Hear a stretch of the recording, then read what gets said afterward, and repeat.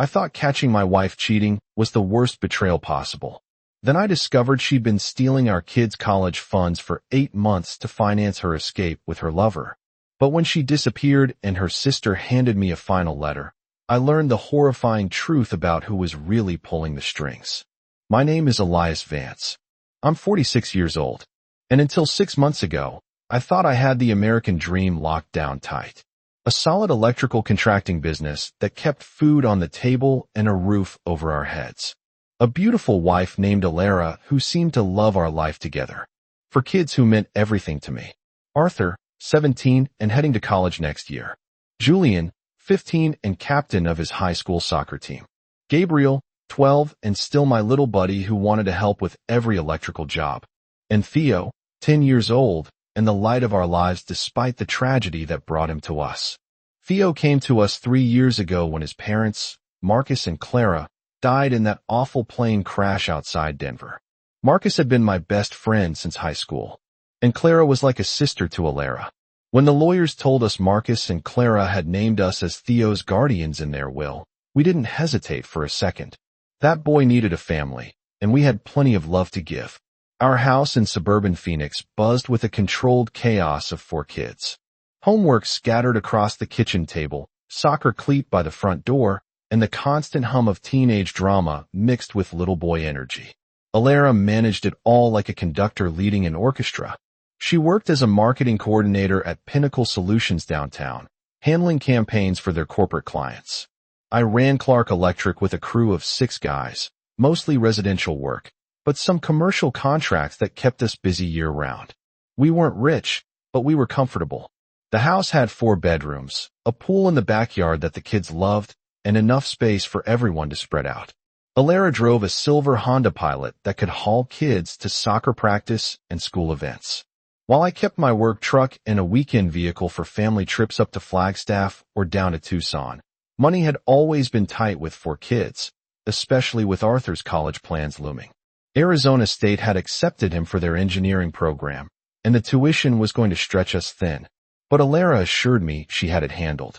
She managed our books, paid the bills, and even handled the business accounting for Clark Electric. You focus on keeping the lights on in Phoenix, honey, she'd say with that smile that made me fall in love with her 18 years ago. I'll make sure the numbers add up. I trusted her completely. Why wouldn't I? She was my wife, the mother of my children, and the woman who had opened her heart to Theo when he needed us most. She organized our lives with precision. From soccer schedules to business invoices, from grocery lists to vacation planning. But trust, I learned, can be a dangerous thing when placed in the wrong hands.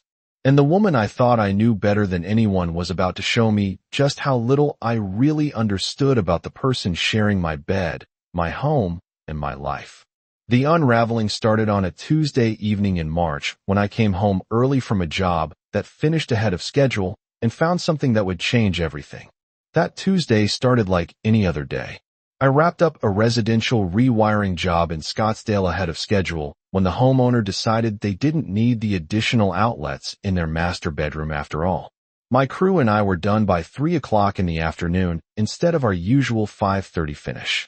"Boss, you want us to head over to the Henderson job tomorrow?" asked Ben, my lead electrician, as we loaded our tools into the truck.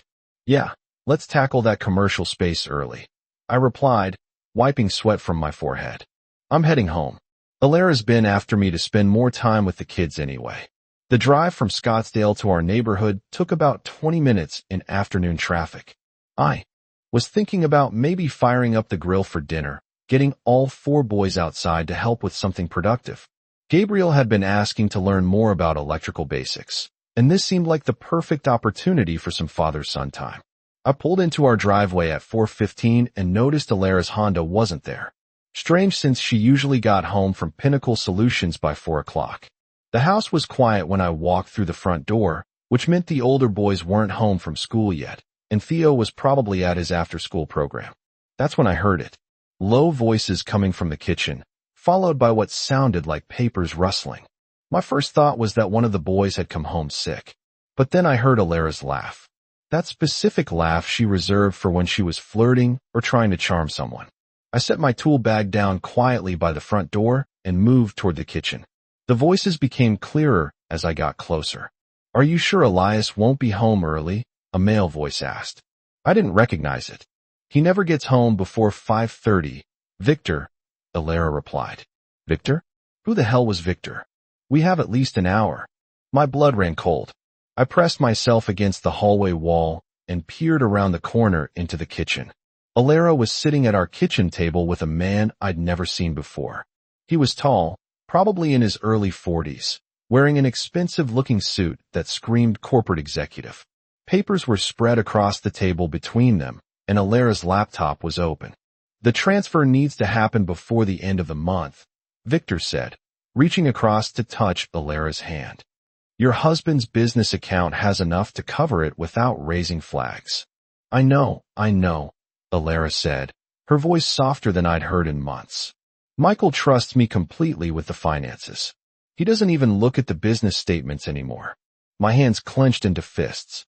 They were talking about my business account, my money, the money I'd earned crawling through attics and working 12-hour days to support our family. "And after this transfer, we'll have enough for the down payment on that condo in Sedona," Victor continued. "Just you, me, and a fresh start." The words hit me like a live wire. Alara squeezed Victor's hand and leaned closer to him. "I've been thinking about Arthur, though," she said. "He's almost ready for college. Maybe we should wait until after graduation." "Alara, we've been planning this for 8 months," Victor replied firmly. "You can't keep living this double life forever. The money's already been moving through the shell companies. We need to execute the plan before your husband figures out what's happening." Shell companies. My wife was stealing from me with some guy named Victor, and they've been planning it for 8 months. I backed away for the kitchen doorway, my heart pounding so hard I was sure they'd hear it. I slipped out the back door and sat in my truck for 20 minutes, hands shaking as I tried to process what I just heard. 8 months.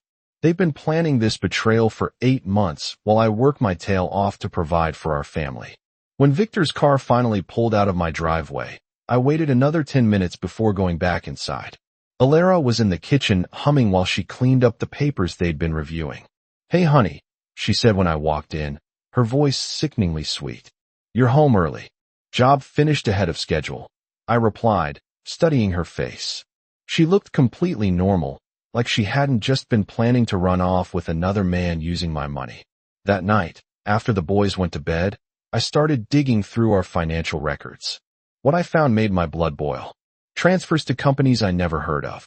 Desert Sun Consulting, Phoenix Business Solutions, Southwest Marketing Group. All shell companies.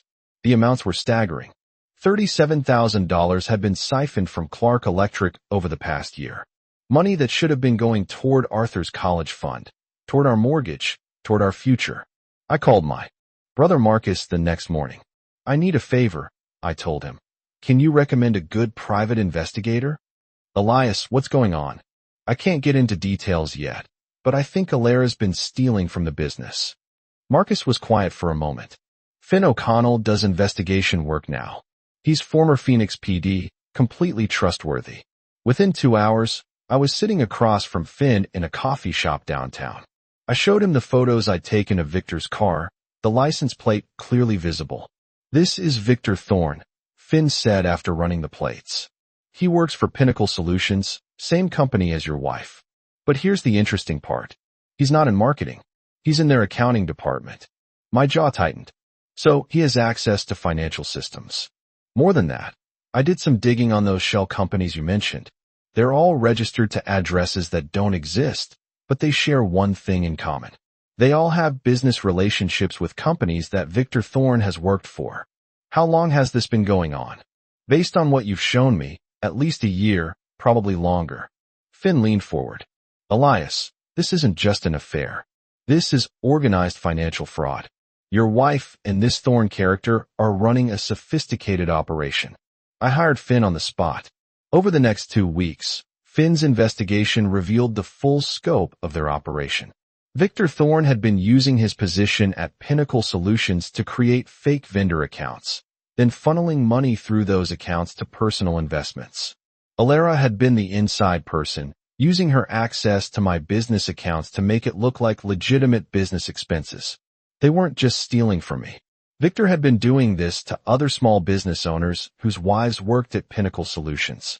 It was a coordinated scam, and Alara was his star accomplice. The hardest part was acting normal at home. Every morning, I kissed Alara goodbye, knowing she was planning to abandon our family. Every evening, I helped the boys with homework while she sat at our kitchen table, probably calculating how much more she could steal. Theo was the one who almost broke me. He'd been having nightmares again, waking up scared that something bad was going to happen to our family. "Dad, you and Mom aren't going to leave us, are you?" he asked one night when I was tucking him into bed. "Never, buddy," I said, meaning every word. "You're stuck with me forever." But I couldn't make that promise about his adoptive mother. Finn's surveillance confirmed what I already suspected. Victor and Alara met regularly at a hotel outside Scottsdale, always on days when she claimed to be working late. They'd already put a down payment on a condo in Sedona using money stolen from my business. They're planning to make their move soon.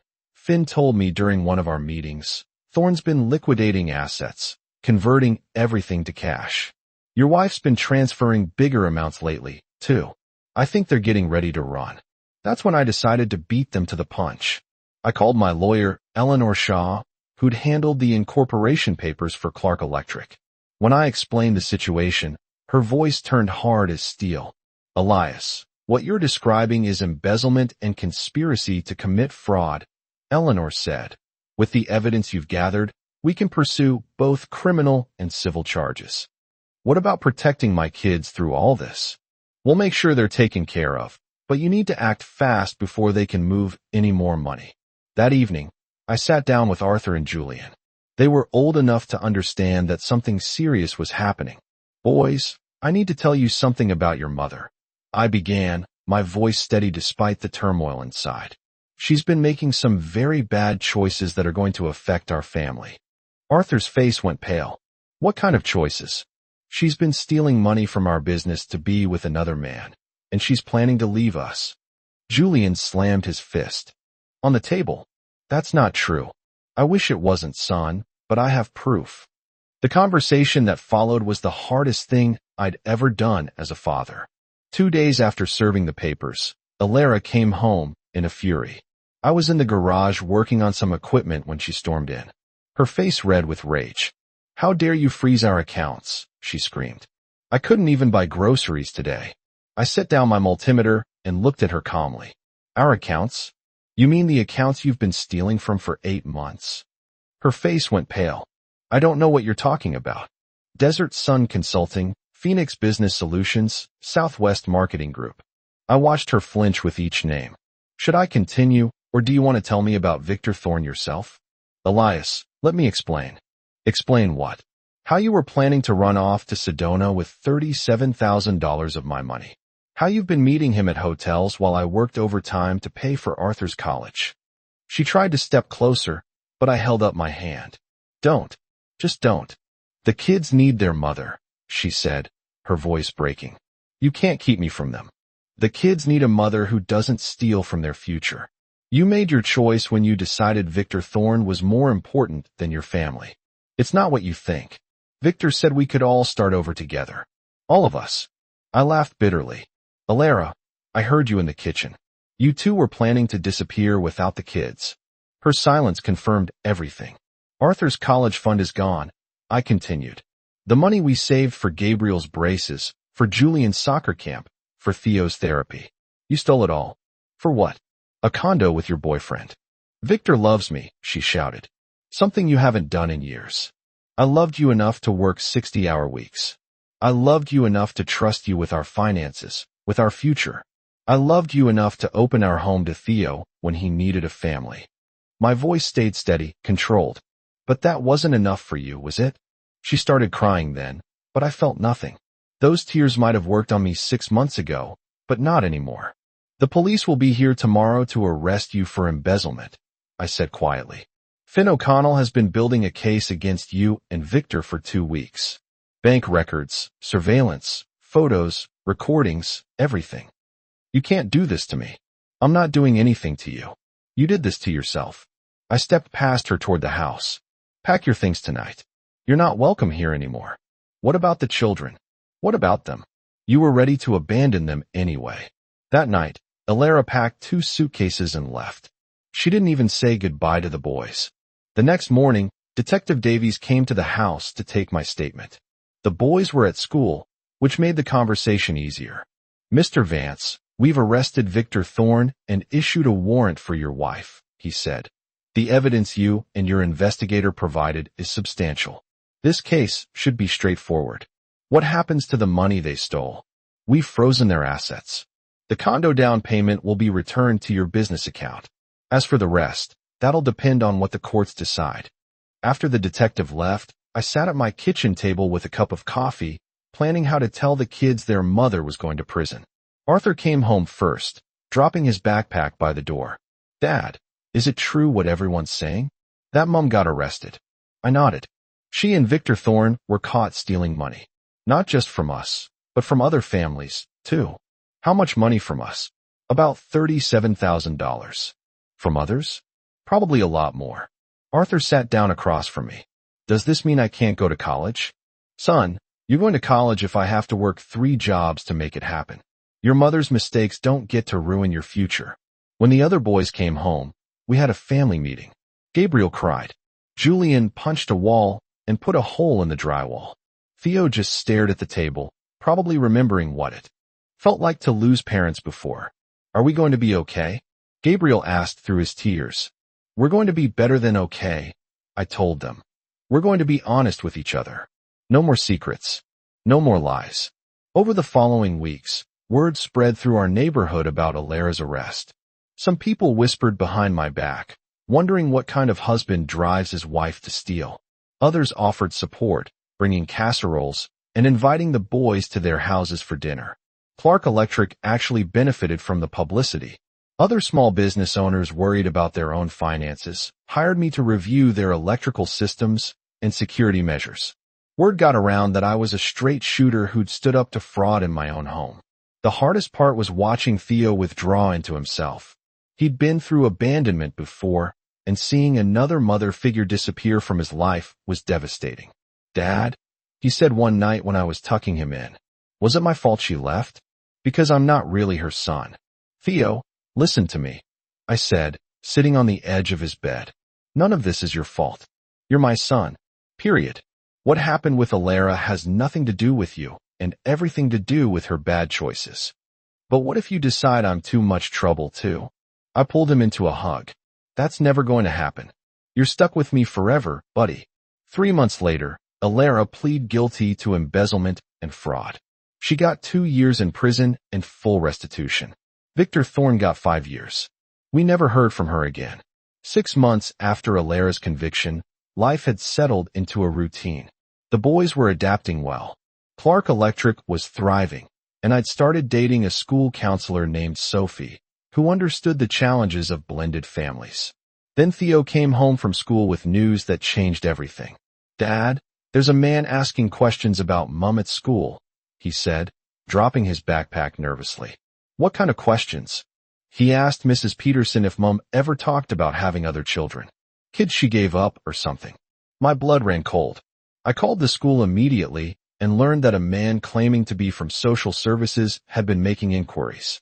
But when I contacted the county, they had no record of any investigation. That evening, a knock came at our door. Standing on my porch was a man in his 30s with Alara's dark eyes and sharp nose. Are you Elias Vance? He asked. Depends who's asking. My name is Daniel Foster. Alara Vance is my sister. I'd never heard Alara mention a brother. What do you want to talk about? My nephew. The one she told me about in her letters from prison. Which nephew? I have 4 sons. Daniel's expression grew serious. The one she had before she married you. The one she gave up for adoption when he was 3. Theo Richardson, born April 15, 2014. Mother, Alara Foster, which was her maiden name. Father, Marcus Richardson. Daniel pulled out a manila folder. She gave him up when she couldn't handle being a single mother. The adoptive parents were Marcus and Clara Richardson. I grabbed the porch railing. Marcus had never told me he adopted Theo. He'd always said Theo was his biological son. You're lying, I said. But my voice lacked conviction. Marcus Richardson was sterile from cancer treatment as a teenager. He and Clara couldn't have biological children. They adopted Theo through a private agency, and Alara signed away all parental rights. Daniel handed me the folder. When Alara heard about the plane crash, she knew Theo would come to you. She thought it was perfect. She'd get her son back without having to explain the truth. Why didn't she ever tell me? Because then you'd know she abandoned her child once before. And because she knew if you found out the truth, you'd realize she was capable of abandoning children. I invited Daniel inside, and we spent 3 hours going through documents. Birth certificate, adoption papers, medical records, it was all there. Theo was Alara's biological son, given up because she wasn't ready to be a mother. Does Theo know? I asked. No. Marcus and Clara never told him he was adopted. They wanted him to feel completely secure. And now he's lost his adoptive parents and doesn't even know his biological mother is in prison for stealing from the family that took him in. Daniel nodded grimly. Alara wants to see him. She's been writing letters asking me to bring him to visit. Over my dead body, I said firmly. That woman has done enough damage. She's still his biological mother. She's a convicted felon who abandoned him once and was planning to abandon him again. Biology doesn't make her a mother. It just makes her a DNA donor. Daniel studied me for a long moment. You really love that boy. He's my son. Has been since the day he walked through that door. What are you going to tell him? I looked toward the stairs where I could hear the boys doing homework. I'm going to tell him the truth. Age appropriately when he's ready to hear it. But I'm also going to make sure he knows that the only thing that matters is that he's loved and wanted here. Daniel left his contact information and promised not to approach Theo directly, but I knew this wasn't over. Alara had one more card to play, and she was going to use her biological connection to try to manipulate our family again. I spent 3 sleepless nights deciding how to tell Theo about his biological connection to Alara. Finally, I called Sophie for advice. Elias, this is going to rock his world. She said he's already dealing with abandonment issues from losing Marcus and Clara. Finding out Alara gave him up as a toddler could be devastating, but he deserves to know the truth. Yes, but carefully, and with professional support. I arranged for Theo to meet with Dr. Hayes, the child psychologist who'd been helping him process his grief. Together, we planned how to reveal the information in a way that wouldn't destroy his sense of security. The conversation took place on a Saturday morning in my home office with Dr. Hayes present for support. Theo, I need to tell you something important about your birth parents and about Alara, I began. His face immediately showed fear. Am I in trouble? No, buddy, you're not in trouble. But I found out some information that you need to know. I took a deep breath. Do you remember how Marcus and Clara became your parents? They adopted me when I was little, right? Because my birth parents couldn't take care of me. I nodded. That's right. Well, it turns out that your birth mother was someone you already knew. It was Alara. Theo stared at me in confusion. Alara was my real mom? She gave birth to you. Yes, but being a real mom means more than that. It means taking care of you, loving you, being there when you need help. Marcus and Clara were your real parents because they chose to love you and raise you. So Alara knew who I was when she lived with us? Yes, she knew. And she still left. This was the hardest part. Yes, son. She left anyway. Theo was quiet for a long time, processing this information with Dr. Hayes' gentle guidance. Finally, he looked up at me. Dad, does this mean I have to go live with her when she gets out of prison? Never, I said firmly. You're my son legally and permanently. Nothing about that changes. But what if she wants me back? Theo, she had 18 months in prison to write you letters, to ask about you, to try to make things right. She never did. The only reason this came up is because her brother contacted me, not because she's fighting for you. Dr. Hayes leaned forward. Theo, how do you feel about all this? Confused, he admitted, and kind of mad. Why didn't she want me when I was little? And why didn't she want me when I came to live here? Sometimes adults make bad choices that have nothing to do with the children involved, I explained. Alara's decisions about you don't reflect your worth. They reflect her problems. Over the following weeks, we had many more conversations about family, biology, and what it means to belong somewhere. Theo struggled with feelings of rejection and confusion. But he also began to understand that his value didn't depend on Alara's choices. The breakthrough came when he asked me, "Dad, if you found out tomorrow that Arthur or Julian or Gabriel weren't your biological sons, would you love them less?"